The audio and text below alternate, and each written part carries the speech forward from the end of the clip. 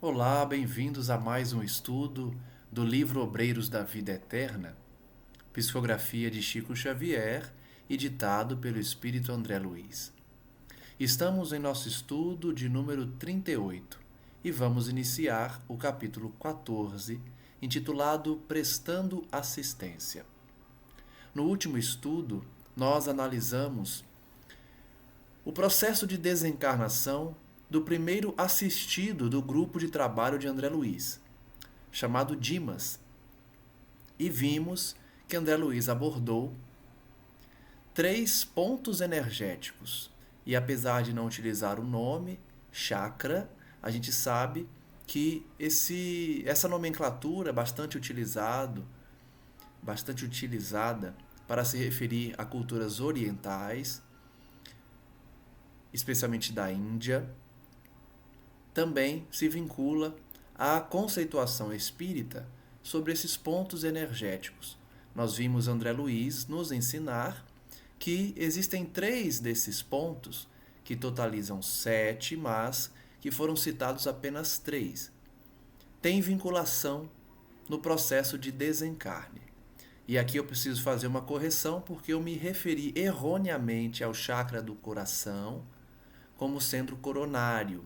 E na verdade o coronário é o da cabeça, é o principal, é o ligado ao cérebro, em que nós vimos que se desliga por último. Então faço aqui a correção dos 7 pontos de energia, dos 7 chakras. André Luiz nessa obra cita 3 deles: o coronário, que é o vinculado ao cérebro, o do coração e o chamado plexo solar, né? Que é vinculado à região do ventre, né? Então, feita essa correção, são esses 3 pontos energéticos citados na obra e que nós vimos que são desvinculados pouco a pouco até que se encerre o ciclo da desencarnação do espírito. Conversamos aqui, refletimos que a importância de se ter uma vida em que se prepara para a viagem que faremos todos do desencarne é muito importante também por conta desse desligamento mais suave. Até mesmo Dimas, que era um médium vinculado às forças e trabalhos espirituais de caridade, sofreu um pouco no processo de desencarne por conta dos seus familiares e por conta da sua ansiedade, das suas preocupações. Deixou então o mentor dos trabalhos, Jerônimo, para desligar o chamado fio de prata por último, deixando durante um dia inteiro essa vinculação a fim de que o desligamento não fosse sofrido. Vejamos então quais são essas atividades referidas no título do 14º capítulo, em que André Luiz decidiu chamar de Prestando Assistência.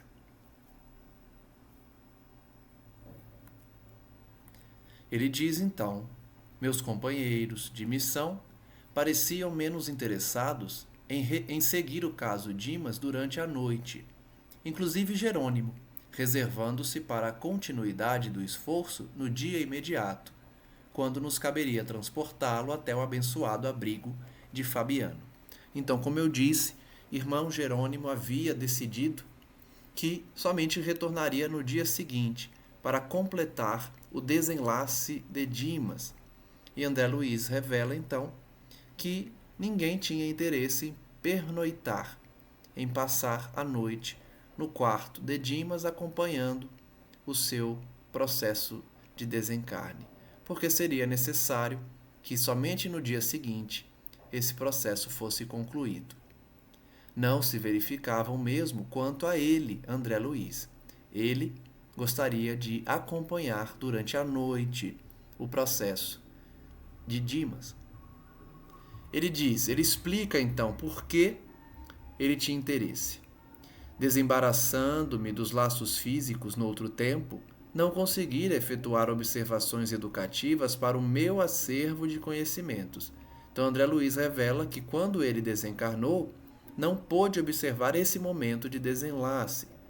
Por isso ele queria fazer anotações do momento em que Dimas vivia.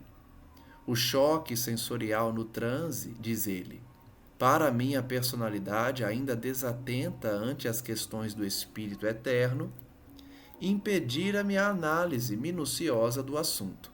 Então, como ele estava perturbado, nós sabemos que André Luiz desencarnou como um suicida indireto, pelos abusos que cometeu, pela ausência de cuidado do seu próprio corpo. Então, ele não tinha cabeça, ele não tinha condições de realizar análise desse assunto de desencarnação. Agora, porém, a oportunidade poderia fazer mais luz em minha alma quanto à posição dos recém-desencarnados antes da inumação do envoltório grosseiro. Então ele finalmente tinha uma oportunidade única de acompanhar um desencarne sem as aflições da sua própria desencarnação. Expondo ao Jerônimo o propósito de aprender, André Luiz recebe então a mais ampla permissão. Poderia ele visitar a residência de Dimas à vontade, lá permanecendo durante as horas que desejasse. A aquiescência de Jerônimo encheu então André Luiz de júbilo, não só pela ocasião de enriquecer-se na esfera prática, mas também porque o fato em si era bastante expressivo. De fato, o assunto é importante. Poucos têm total consciência do processo de desencarne e sabem explicar com detalhes. Então, esse desejo de André Luiz é legítimo e muito importante, porque o processo de desligamento do espírito em relação ao corpo físico é um ato importantíssimo. Pela primeira vez, um companheiro de trabalho, com autoridade suficiente, concordava com meu desejo de o mínimo operário. Vejam que André Luiz destaca que era a primeira vez que os mentores de trabalhos que ele já havia participado concordavam com a sua indagação, com o seu pedido. Sinal que André Luiz estava mais maduro, estava mais pronto, tanto que pôde permanecer sozinho fazendo suas anotações. O consentimento, portanto, representava preciosa conquista. Constituía a liberdade instrutiva com a responsabilidade de minha consciência e a confiança de meus superiores hierárquicos.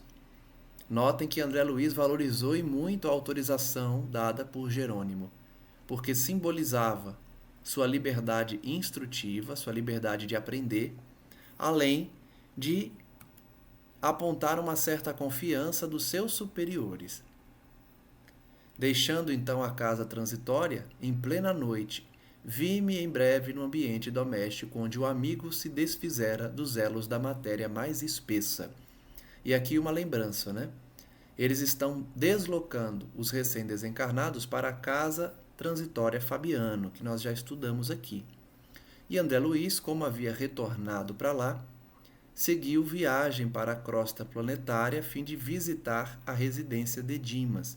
E ele se recorda, então, de que Dimas tinha se desligado dos principais pontos vinculados à carne, que são os pontos de energia que nós indicamos aqui, coronário na cabeça, do coração e do plexo solar, que é do ventre. Por isso ele diz que Dimas já havia sido desligado dos elos mais grosseiros, de matéria mais espessa, que são esses 3 pontos, restando somente o chamado fio de prata, o vínculo fluídico que liga o seu perispírito à carne. Vimos que Jerônimo preferiu desligar no dia seguinte, mas, nesse interregno, durante a noite, André Luiz visitou Dimas e entrou na casa. Enchia-se de amigos e simpatizantes, encarnados e desencarnados. Não se articulavam quaisquer serviços de defesa. Olha que comentário interessante. Primeiro, que nós somos visitados por nossos amigos espirituais.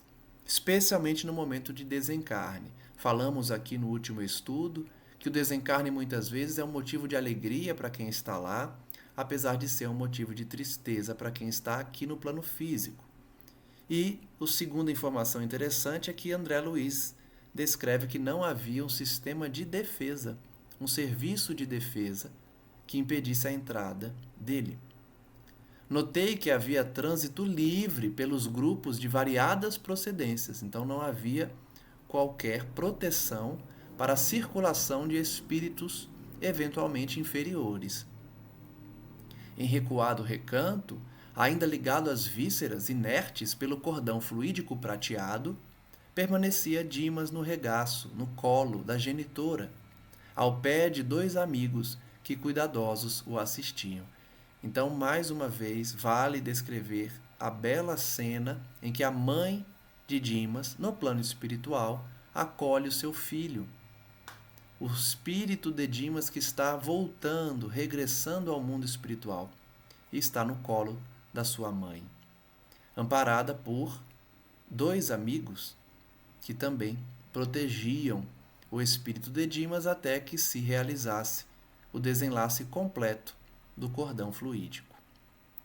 A nobre matrona reconheceu André Luiz comovida, apresentando ele aos companheiros, aqueles 2 amigos. Um deles, Fabriciano, acolheu-me prestativo, disse André Luiz, interessando-se pelos informes atinentes ao desenlace.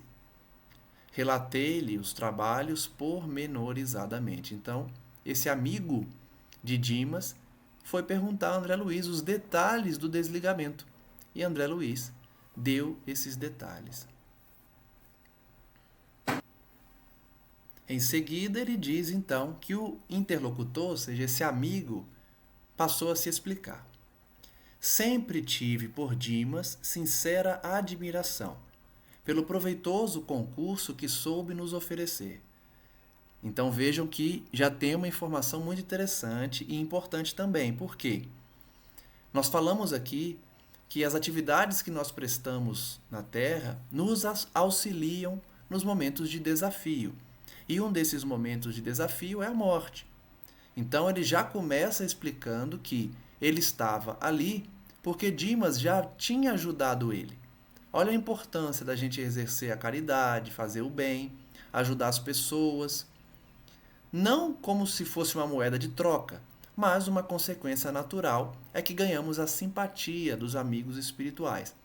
Dimas, portanto, por atuar na mediunidade santificada da caridade, havia amealhado um amigo no mundo espiritual e esse amigo estava ali, velando por ele. Ele começa a dizer, então, que tinha um apreço por Dimas porque já tinha sido auxiliado, ajudado por ele. Ele diz, integro a comissão espiritual de serviço que vem atendendo aos necessitados por intermédio dele, nos últimos 6 anos. Olha só. O grupo que Dimas participava de auxiliar os necessitados contava com esse espírito que também o auxilia agora no momento que ele necessita. Foi sempre assíduo nas obrigações, bom companheiro, leal irmão. Então, além de trabalhar com esse grupo, ajudando as pessoas, ganhando esses amigos espirituais, ele descreve que Dimas não faltava, era um bom companheiro, um irmão leal.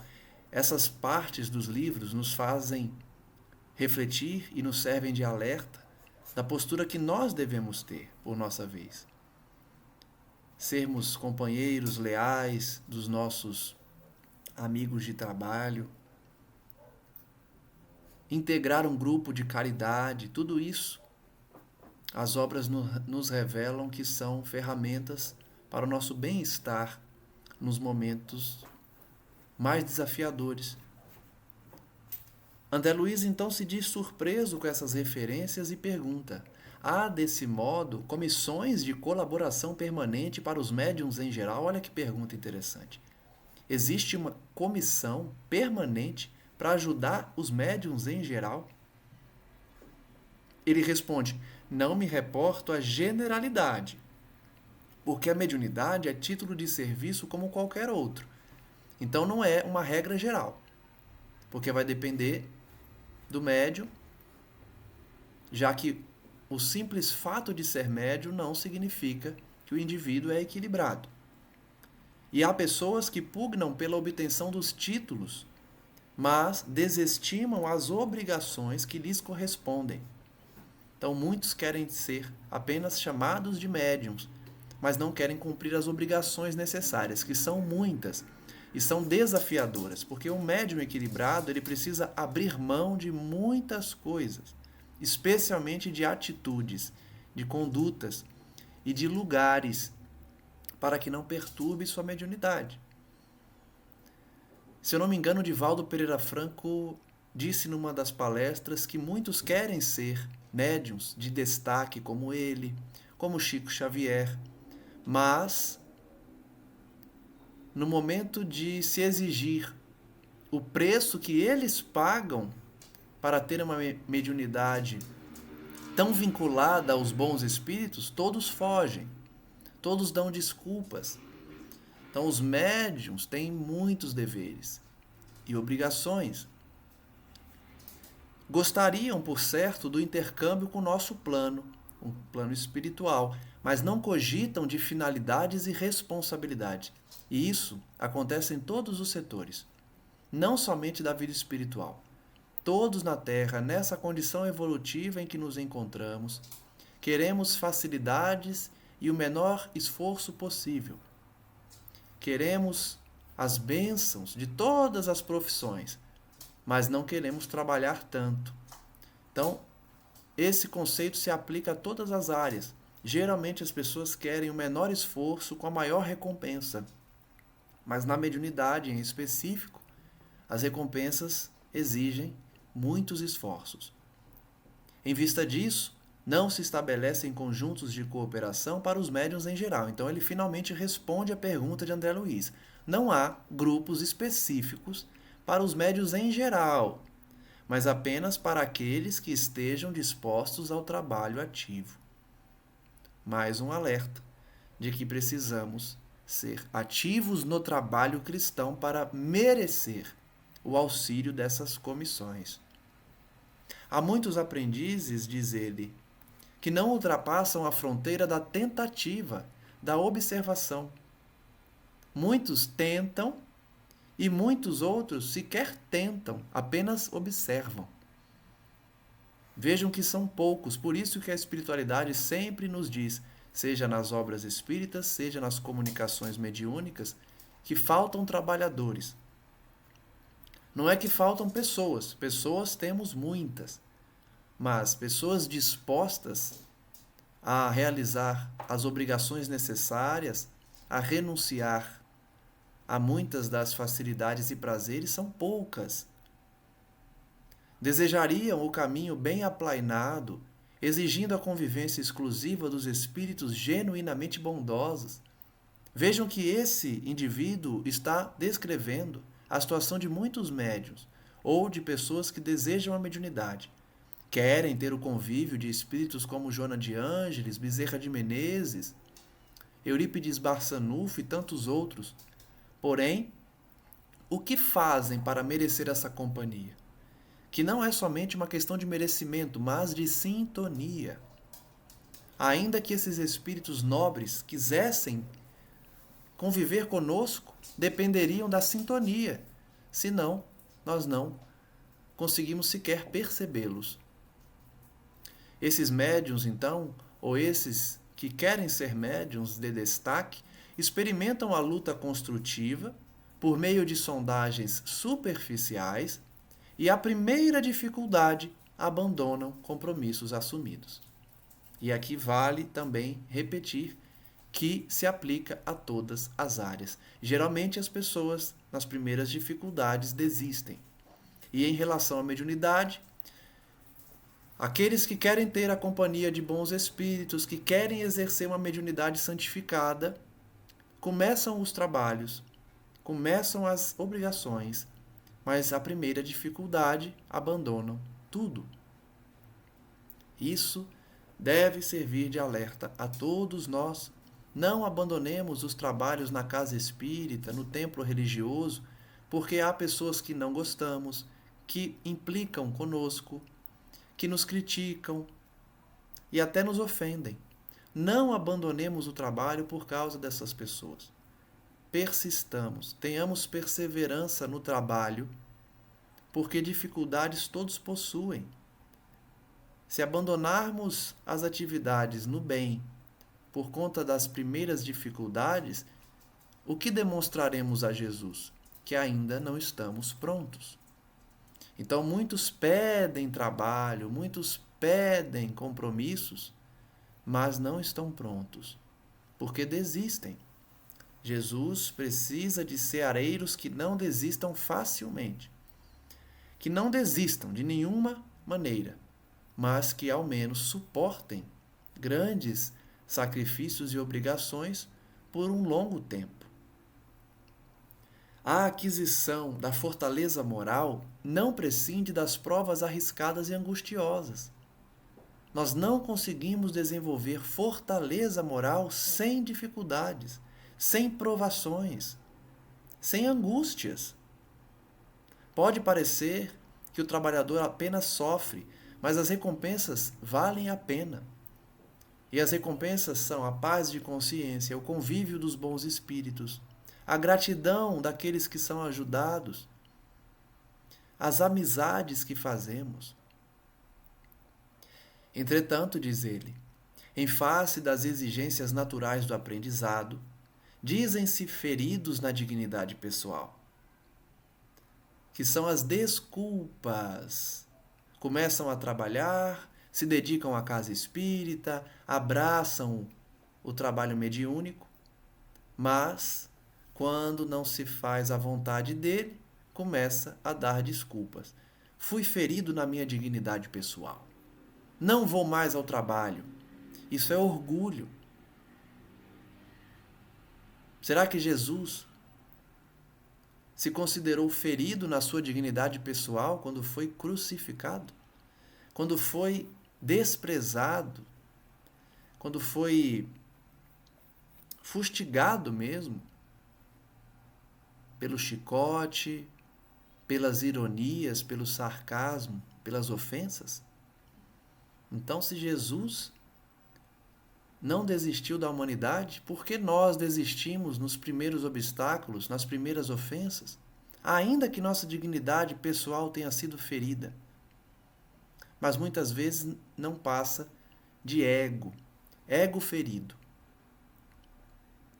Essas pessoas, diz ele, não suportam a aproximação de infelizes encarnados ou desencarnados, estacionando a menor picada de dor.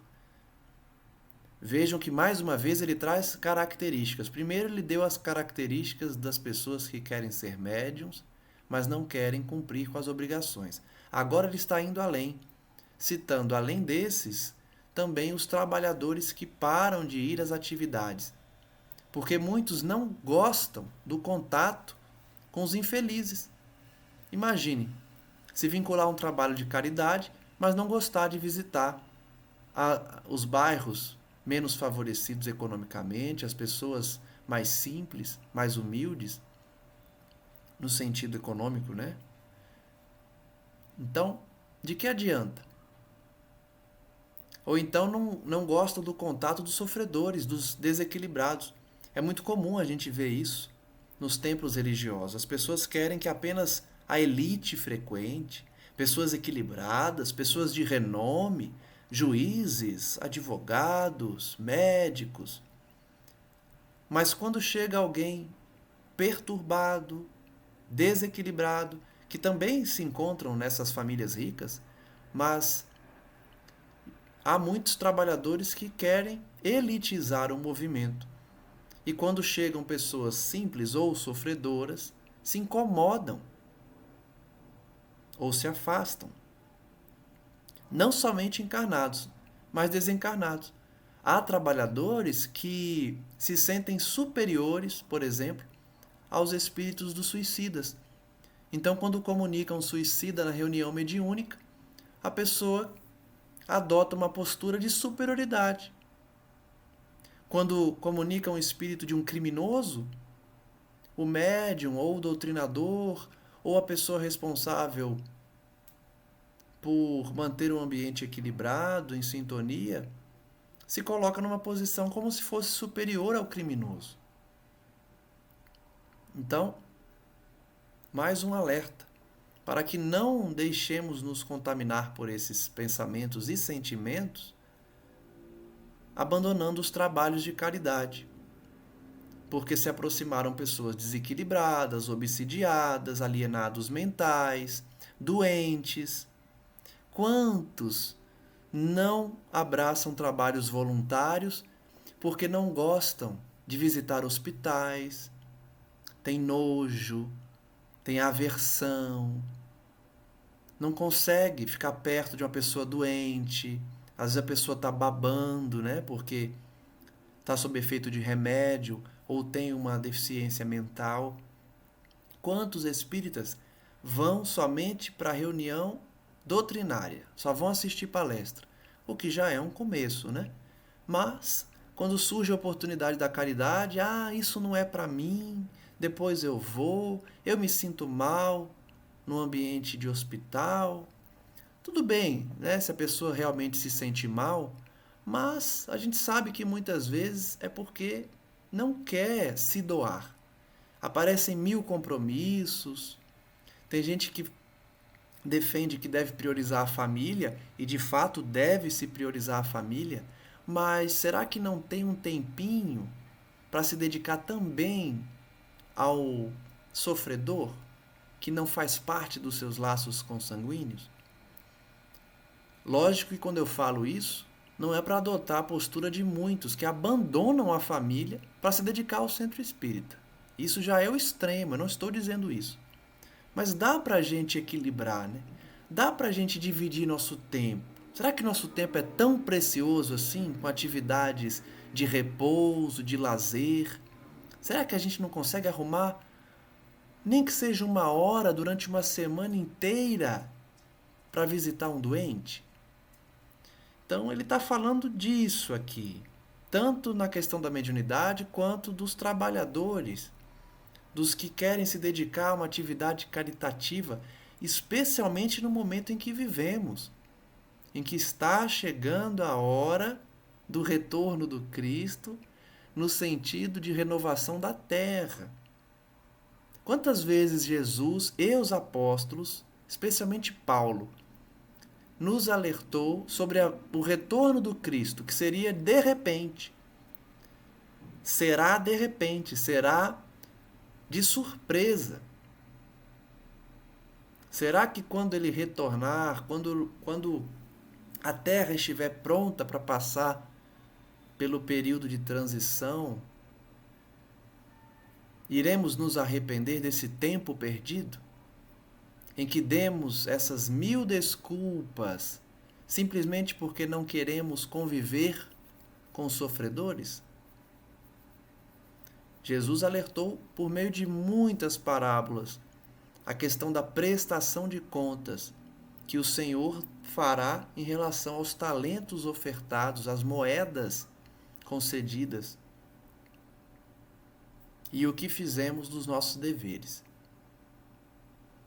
Então ele diz, essas pessoas estacionam a menor picada de dor.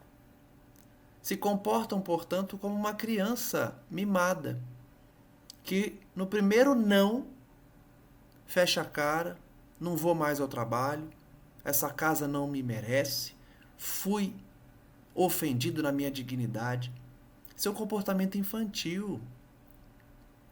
Porque picadas de dor ocorrerão, seja no nosso, especialmente no nosso ego, que é a primeira coisa que a gente tem que vencer quando resolve realizar a reforma íntima. É o orgulho, primeira coisa. Depois é o egoísmo, que é justamente essa questão de se doar, separar um tempinho para ajudar a sua família e também a família universal, que é todos aqueles que estão no mundo, são todos aqueles que estão no planeta. Então esse é o egoísmo. Mas o primeiro passo é o orgulho. nos desvencilharmos dessas ofensas ao nosso ego. Ele prossegue: para semelhantes experimentadores, seria extremamente difícil a formação de equipes eficientes, representativas de nosso plano. Olha o que ele está dizendo. A pergunta de André Luiz foi: existem equipes que cuidam dos médiuns em geral? Resposta: dos médiuns em geral, não. Somente dos médiuns que realmente merecem. Ou seja, os médiuns que trabalham sem reclamar, que se doam, que realmente realizam a reforma íntima. Por quê? Porque ele está dizendo, se a gente tivesse que formar equipes para todos os médiuns, seria muito difícil para auxiliar esses médiuns que não querem trabalhar no bem nem conviver com sofredores. Não se sabe quando estão dispostos a servir. Se recebem faculdades intuitivas, pedem incorporação. Se contam com a vidência, querem a possibilidade de exteriorizar fluidos vitais para os fenômenos de materialização. Olha só. Ele está explicando que não tem como criar comissões para ajudar os médiuns que não têm interesse. Por quê? Os médiuns que não estão prontos ou que não querem estar prontos, eles dão 1000 desculpas e, principalmente, não se contentam com a mediunidade que possuem. E isso é característica de nós, espíritos imperfeitos. Nós nunca estamos satisfeitos com o que temos. Sempre queremos o que o vizinho tem. Ou queremos mais. Então, se o médium recebe a intuição, ele quer ser um médium de incorporação. Se ele é um médium de incorporação, que é a mediunidade da psicofonia, ele quer doar fluido vital para o fenômeno da materialização. Ele quer doar ectoplasma, ele quer ser um médium de efeito físico. Então ele está dando vários exemplos para demonstrar que as pessoas nunca estão satisfeitas. Mais um alerta do livro, por quê? Analisemos nós, façamos a autoanálise para saber qual é o meu talento, qual é o meu dom, qual é a minha conquista, ou a dádiva que Deus me concedeu nessa existência. Depois de identificar, trabalhá-la, não ficar desejando outras, nem achando que a nossa é pequena demais, não tem valor. André Luiz escutou essas observações, registrando a nobreza da alma daquele indivíduo e passou a refletir. Considerações íntimas da tarefa que levara ele até ali. O próprio André Luiz, portanto, estava formando uma comissão de auxílio ao médium, mas era um médium merecedor. Porque se formara a expedição destinada a socorro de servidor que dispunha de amigos de tamanha competência moral. Olha a pergunta que André Luiz faz. Por que ele estava compondo uma comissão para resgatar um médium, Dimas, que já tinha tantos amigos, que já possuía amigos de tal envergadura moral? Fabriciano demonstrava conhecimentos elevados e condição superior. É interessante esse questionamento de André Luiz. Por que será que montaram essa comissão para ajudar o Dimas, se ele tem amigos como o Fabriciano, que é tão elevado? O obsequioso amigo, porém, evidenciando extrema acuidade perceptiva, ou seja, lendo o pensamento de André Luiz, disse, antes que ele falasse qualquer coisa: não obstante nossa amizade ao médium, não nos foi possível acompanhar-lhe o transe. Então, mesmo que ele tenha uma amizade importante no mundo espiritual, foi necessário que uma equipe fosse direcionada, porque ele não poderia acompanhar o transe. Ou seja, o desenlace, a desencarnação de Dimas. Temos delegação de trabalho, mas no assunto entrou em jogo a autoridade de superiores nossos, que resolveram proporcionar-lhe repouso, o que não nos seria possível prodigalizar-lhe caso viesse diretamente para a nossa companhia.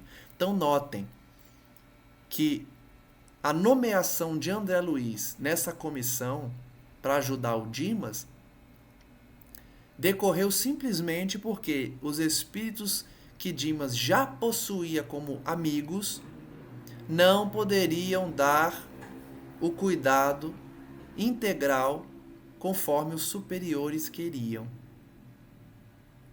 Olha, mais uma vez, como a espiritualidade é organizada. Não erra. É por isso que eu digo, tem muita gente que questiona os sofrimentos que passa como se Deus pudesse errar. Deus deixou a gente sofrer sem querer. Ih, não me atentei e o Lucas acabou sofrendo uma coisa que não merecia. Isso não existe. A lei divina é perfeita, não erra. Nós que erramos.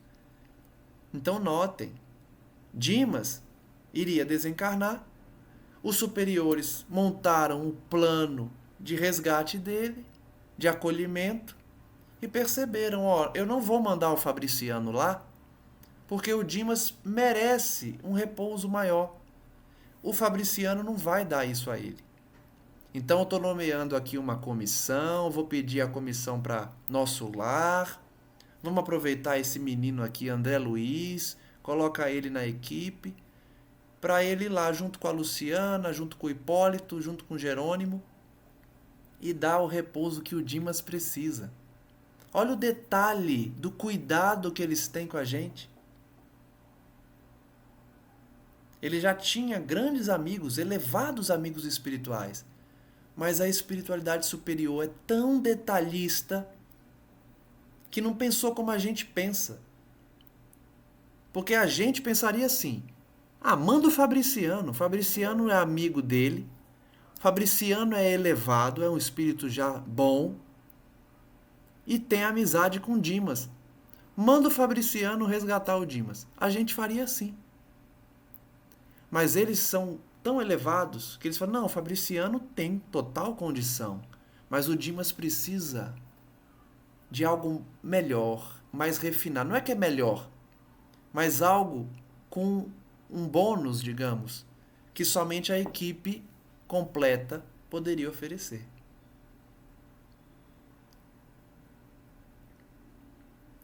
André Luiz diz então que a palestra conduzia-se a interessantes ângulos do problema da morte. Interessante ângulo porque ele certamente nunca tinha pensado por esse lado. A gente aqui estudando, se a gente estivesse lendo a obra, talvez a gente não percebesse. A gente só está percebendo porque a gente faz esse comentário frase a frase.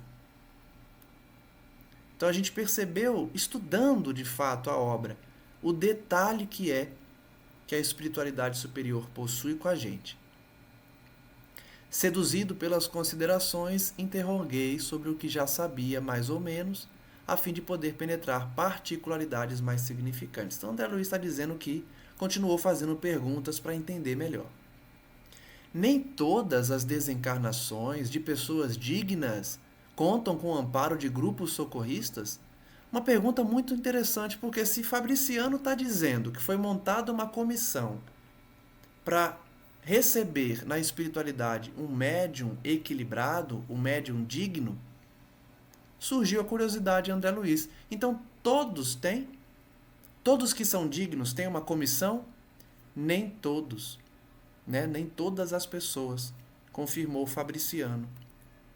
Todos os fenômenos do decesso, da morte, contam com o amparo da caridade afeta as organizações de assistência indiscriminada. Então ele começa a resposta dizendo, olha, todo mundo que morre tem um amparo, uma espécie de amparo. Todos têm socorro quando morrem. No entanto, a missão especialista não pode ser concedida a quem não se distinguiu no esforço perseverante do bem. Ele reitera, ele volta a ensinar que para ter um tratamento VIP precisa ter trabalhado no bem.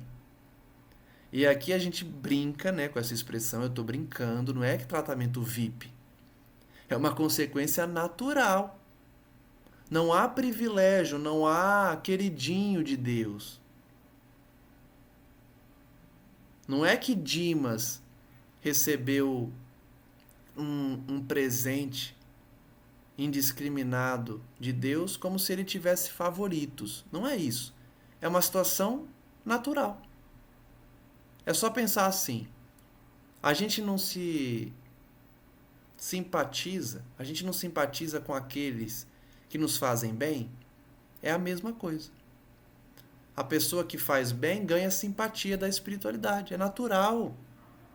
Especialmente dos mentores, dos guias, dos amigos protetores de quem é ajudado. E isso é natural, isso não é privilégio, isso não é fazer a caridade para receber algo em troca, é natural. Da mesma forma, quando a gente trata alguém bem, quando alguém nos trata bem, a gente ganha uma simpatia pela pessoa. Então todos recebem ajuda. E se ele está dizendo todos, é criminoso, homicida, torturador, morreu, recebe algum tipo de amparo, ele vai receber. A gente sabe que pela sintonia espiritual desses que eu citei, eles não receberão ajuda porque estão totalmente vinculados ao mal. Então eles vão colher o que plantaram, né? Entidades trevosas vão recolhê-los, isso não há dúvidas. Mas algum amparo, na medida do possível, eles recebem, todos. Mas para quem se dedicou de forma perseverante no bem, recebe uma missão especialista. Ó que legal. Será que vale a pena trabalhar no bem de forma perseverante? No mínimo, a gente vai ter uma comissão para receber a gente e ajudar no processo de desencarne. E, de novo, eu não estou dizendo que a gente tem que fazer o bem para isso, mas é uma consequência. Só que tem que ser perseverante no bem. Não adianta fingir, porque eu sei que tem. Tem gente que finge, vai para o centro espírita, vai para o templo religioso, se integra a um trabalho de caridade, mas chega atrasado, fica doido para ir embora, não se concentra, não ajuda ninguém, fica pensando no que vai fazer depois que sair dali. Então não adianta assim não adianta. Você tá fazendo justamente para ter algo imediato, ou então para o seu ego ser bajulado, né?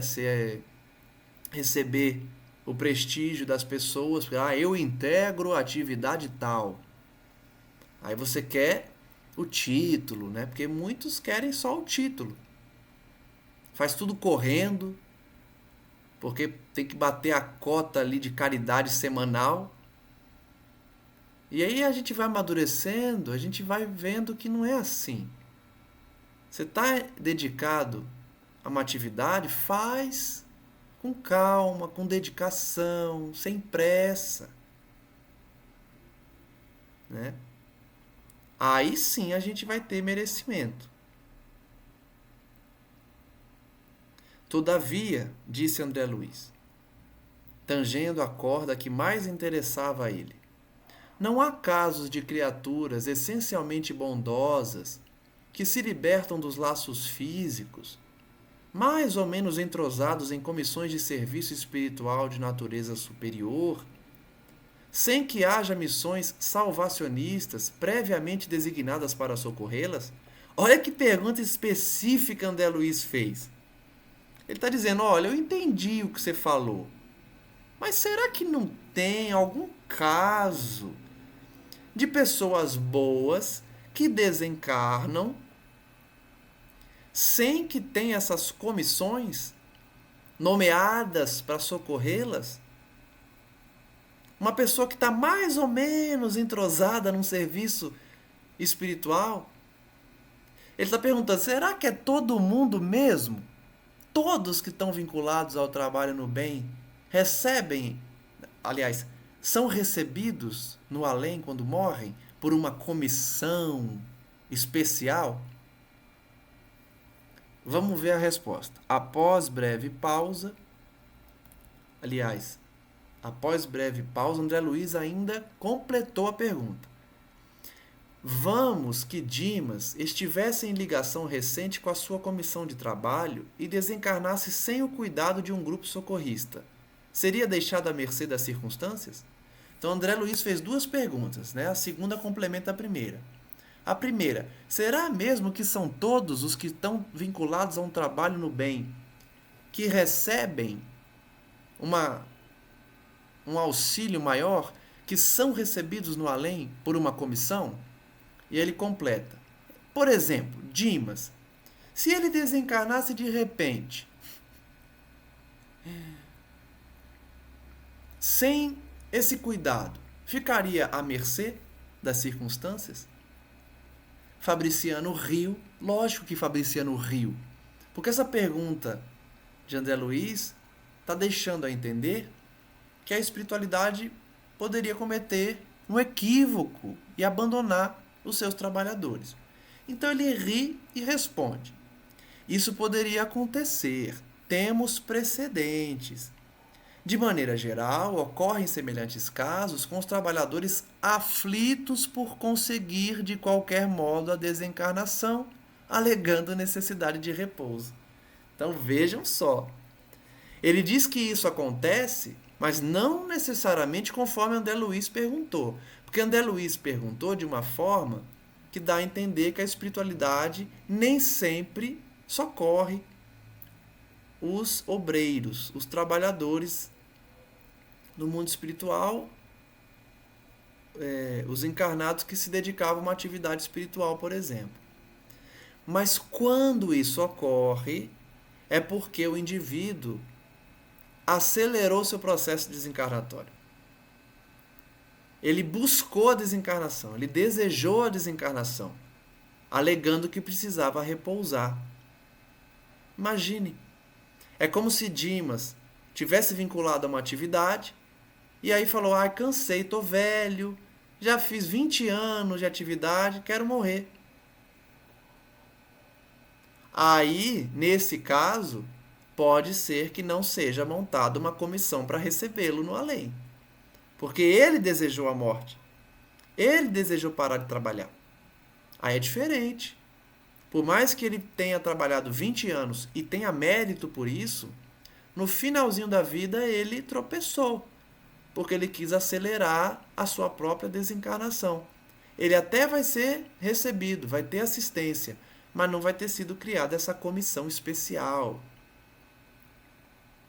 Muitas vezes, diz Fabriciano, no fundo, são criaturas bondosas, mas menos lógicas e pouco inteligentes. Parece que ele está ofendendo, mas não, ele está querendo dizer que são pessoas que não raciocinaram. São boas, mas faltou raciocínio.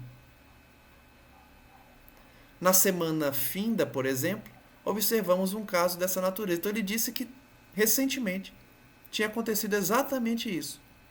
Não era ainda a hora da pessoa, ela acelerou seu processo porque queria repousar nos braços de Deus e pediu a morte.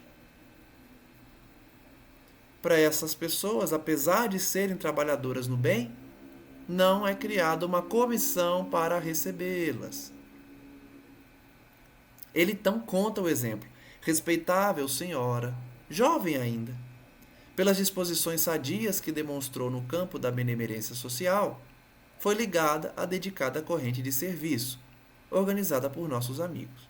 Então ele está contando a história de uma moça, né, que ele fala senhora muito jovem, uma moça, que estava ligada a um trabalho social, vinculada ao plano espiritual. Verificando-se, contudo, pequenas rusgas entre ela e o esposo, e tendo conhecimento da imortalidade da vida, além do sepulcro, além da morte, desejou a pobre criatura ardentemente morrer. Olha só. Por isso que ele diz que é uma pessoa sem raciocínio, é boa de coração, está vinculada a uma atividade caritativa, uma atividade que tem ligação com o plano espiritual, mas por causa de uma briga com o marido, ela desejou ardentemente morrer. tolas leviandades do marido bastaram para que maldissesse o mundo e a humanidade. Por isso que eu disse, o trabalhador sincero vence primeiro o orgulho e depois o egoísmo. O orgulho para vencer a si mesmo, o egoísmo para poder reconhecer nos irmãos o seu próximo, ou seja, se doar, sair de si. Então vence o orgulho, consegue sair de si para vencer o egoísmo. Vejam que essa moça não venceu o orgulho. Ficou rebelde, se revoltou contra Deus, contra o mundo, contra a humanidade, porque seu esposo foi leviano. Talvez uma traição, talvez um comentário infeliz, uma agressão verbal. Ela brigou com o marido e decidiu morrer. Então era trabalhadora do bem, merecia uma comissão no além para recebê-la quando fosse o seu momento de desencarnar. Mas antes desse momento chegar, por leviandades tolas, ela desejou morrer, se revoltando. Não é ainda uma trabalhadora totalmente madura. Não soube quebrar a concha do personalismo inferior. Olha o que eu falei, do orgulho. Personalismo inferior. Personalismo é colocar-se acima de todo mundo. Ego enorme. Querer que as coisas sejam do jeito dela. Personalismo inferior. Essa pessoa não soube quebrar esse personalismo, sair de si e colocar-se a caminho da vida maior. Isso acontece muito. A pessoa não consegue enxergar que o trabalho que ela está vinculada é muito maior do que ela. É muito maior que aquele grupo. É muito maior que o próprio centro, que o próprio templo. Falta, às vezes, esse olhar da importância do trabalho. Porque quando a pessoa não tem a noção da importância do trabalho, ela não valoriza.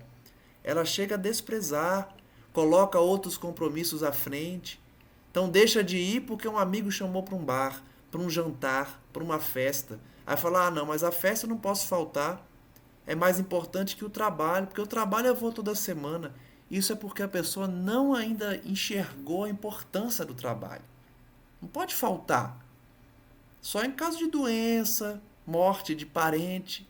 É igual trabalho normal, em que você é funcionário. Você não pode simplesmente deixar de ir para o trabalho porque alguém chamou para um lazer. Então, se você está vinculado a uma atividade de caridade, seja qual for, tem que dar prioridade. E o Espiritismo ensina isso, não é dizendo porque senão você vai para o inferno. Não é isso. Porque senão você vai ser infeliz. Porque senão você não vai ser considerado um trabalhador maduro, fiel, sincero, e por consequência pode vir a não ter uma assistência completa, por exemplo. Ele ainda diz, pela cólera, pela intemperança mental, criou a ideia fixa de libertar-se do corpo de qualquer maneira. Percebam como às vezes não tem obsessão de nenhum espírito, somos nós mesmos. Vejam que essa mulher criou uma ideia fixa por causa de uma briga com o esposo. Ideia fixa de morrer. Auto-obsessão. Por que ela criou essa ideia fixa tão forte de querer abandonar a vida? Rebeldia. Pessoa, como dizem, chutou o pau da barraca. Não aguento mais viver. Me dediquei a vida inteira ao espiritismo e aí chega aí o meu marido faz isso. Também não quero saber mais. É isso aí. Criou uma ideia fixa dela mesma. Auto-obsessão total. Estava tão bem. Estava vinculada a um trabalho, a uma atividade. E aí por causa de um contratempo, que eu não estou diminuindo. Às vezes é um contratempo grave. Às vezes foi algo realmente difícil para ela. Mas justificar uma auto-obsessão nesse nível de desejar a própria morte, embora sem utilizar o suicídio direto. Então dá a entender que ela vai como suicida indireta, como André Luiz. Conhecia os amigos espirituais a que se havia unido, mas longe de assimilar-lhes ajuizadamente os conselhos, repelia-lhes as advertências fraternas para aceitar tão somente as palavras de consolação que lhe eram agradáveis, dentre as admoestações salutares que lhe endereçavam. Aqui, uma última lição antes de finalizar o estudo. Percebam que essa mulher, que ele não deu o nome, mas citou que era uma trabalhadora que se revoltou por causa de uma briga com o marido e desejou morrer. A última lição de hoje sobre esse tema é: ela sabia quem eram seus amigos espirituais, recebia a mensagem deles, recebia consolação e só ouvia o que queria. Porque além de consolações, eles também davam o quê? Admoestações, que é puxão de orelha. Brigavam com ela, brigavam no sentido de pai com filho, educador. Chamava a atenção dela. Ela não ouvia as chamadas de atenção, ela só ouvia a consolação que era agradável para ela. Então ainda tem isso. Além dela se revoltar, decidir abandonar a própria existência, ela não ouviu a espiritualidade. E aí a lição que entra aqui é a de que o espírita tem uma responsabilidade bem maior no mundo espiritual, porque recebe conselho diretamente dos espíritos superiores. Ela, essa mulher, sabia quem eram, ouvia, acreditava, mas só ouvia os conselhos bons, que agradavam a ela. As puxadas de orelha ela não ouvia, ignorou. No próximo estudo nós vamos saber então se ela de fato veio a desencarnar. Aparentemente sim, porque está usando ela como exemplo para dizer que tem trabalhador que não é recebido por uma comissão lá, e tinha acontecido recentemente, porque não suportou até o final os obstáculos que a vida impõe. Que sirva de lição para todos nós, então, da importância de persistirmos no bem. Não darmos vazão a esses pensamentos de querer acabar com a vida, de querer morrer logo, porque já trabalhou muito. Imagine, achar que trabalhou muito, 30 anos, 40 anos, acha que é muito? Isso não é nada. Não é diminuindo, tem seu valor, um grande valor inclusive, mas é pouco tempo comparado à eternidade. Aliás, nem a eternidade, comparado ao tempo que a gente estava errando. Comparado ao tempo que a gente errou, não é nada 40 anos dedicado a uma atividade de caridade. É importante, é maravilhoso, tem muito mérito, mas em relação à quantidade de tempo, não é muito. Que possamos então refletir para sermos esses trabalhadores fiéis, que receberemos, se Deus quiser, o auxílio direto de uma comissão especial para nos receber no mundo espiritual. Não tem pompa, não tem luxo, não tem personalismo, nem homenagens, mas tem uma equipe que cuida da gente. Desliga os laços espirituais, os centros de força, vai desligando, nos adormece para a gente não sofrer. É essa ajuda, não é festa, luxo. É uma comissão, como tem comissão de funeral, uma comissão para nos receber lá e para ajudar nesse trespasse, nessa transferência. Sejamos esses trabalhadores, portanto, agindo no bem, trabalhando sem esperar nada em troca, abandonando o personalismo inferior, vencendo o nosso ego, nosso orgulho e nosso egoísmo para dedicarmos-nos ao bem durante toda a nossa existência. Que possamos, portanto, finalizar mais um estudo, agradecendo a espiritualidade amiga e rogando ao nosso Pai Maior que continue a nos abençoar com esses ensinamentos, que não puderam ser colocados ao tempo do Cristo, considerando a inferioridade do planeta, e que até hoje ainda é recebido com muitas dúvidas, com ironia, com sarcasmo ou com simples descrença. Conceitos que muitas vezes levariam a uma crucificação prematura de Jesus, se ele ousasse falar naquela época. Que possamos hoje, então, um pouco mais maduros, compreender essas verdades, receber o Consolador prometido por Jesus, que resgataria os seus ensinamentos por meio do Espírito da Verdade, recuperando então o cristianismo primitivo para não mais cairmos nas ilusões da carne, do poder, da dominação pela religião.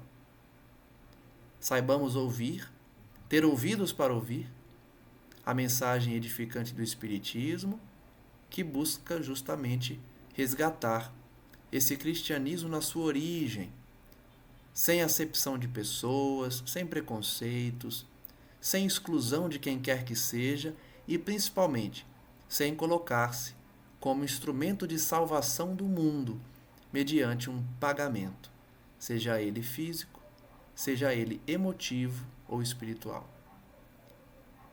Agradecemos, portanto, por essa mensagem narrada, ditada pelos Espíritos Allan Kardec, e que continuemos esses estudos a fim de nos aperfeiçoarmos e principalmente colocarmos em prática na família, no trabalho e na sociedade.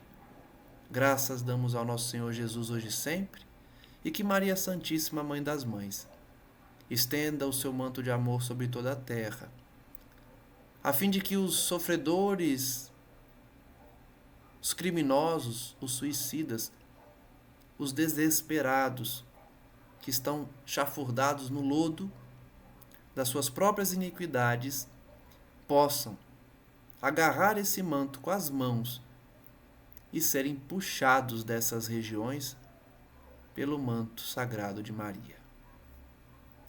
Graças damos, mestre amigo, hoje e sempre, e que assim seja.